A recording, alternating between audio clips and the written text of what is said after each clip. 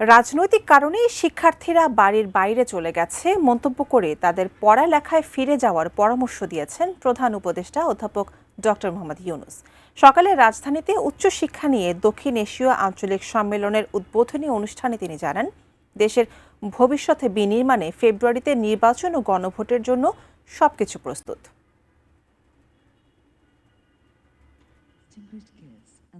দেশের উচ্চশিক্ষাকে নতুন উচ্চতায় নিয়ে যাওয়া এবং সার্ক দেশগুলোর বিশ্ববিদ্যালয় মঞ্জুরি কমিশনের মধ্যে নেটওয়ার্ক আরও শক্তিশালী করার লক্ষ্যে উচ্চশিক্ষার বর্তমান অবস্থা এবং ভবিষ্যৎ দিক নির্দেশনা 2026 শিরোনামে 3 দিনব্যাপী দক্ষিণ এশীয় আঞ্চলিক সম্মেলন। বাংলাদেশ সরকার ও বিশ্বব্যাংকের অর্থায়নে বিশ্ববিদ্যালয় মঞ্জুরি কমিশনের উচ্চশিক্ষা রূপান্তর হিট প্রকল্পের আওতায় এ আয়োজন। রাজধানীর একটি হোটেলে সম্মেলনের উদ্বোধন করেন প্রধান উপদেষ্টা অধ্যাপক doctor Mohammad Yunus. I'll be missing out everything that you'll be talking about, which I'm very interested to hear and learn.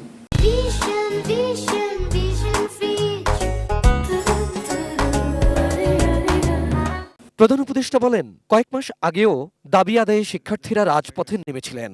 এর আগে তারা অস্ত্রের মুখে প্রতিবাদ জানাতে গিয়ে প্রাণ হারিয়েছেন। চাকরিমুখী শিক্ষা ব্যবস্থায় আসল উদ্দেশ্য ব্যাহত হয় বলেও মন্তব্য করেন তিনি। Boys and girls were pushed in the back of the home. So education right there on the street. But we refuse to learn. We go back to the books. তিনি আরো বলেন, শিক্ষার মূল লক্ষ্য হওয়া উচিত সৃজনশীলতা জাগিয়ে তোলা এবং স্বাধীনভাবে চিন্তা করতে শেখা।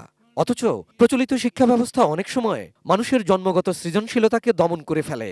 শিক্ষার্থীদের শুধু চাকরি প্রার্থী হিসেবে নয়, বরং উদ্যোক্তা হিসেবে গড়ে তোলার পরামর্শ তার। That our education system is wrong.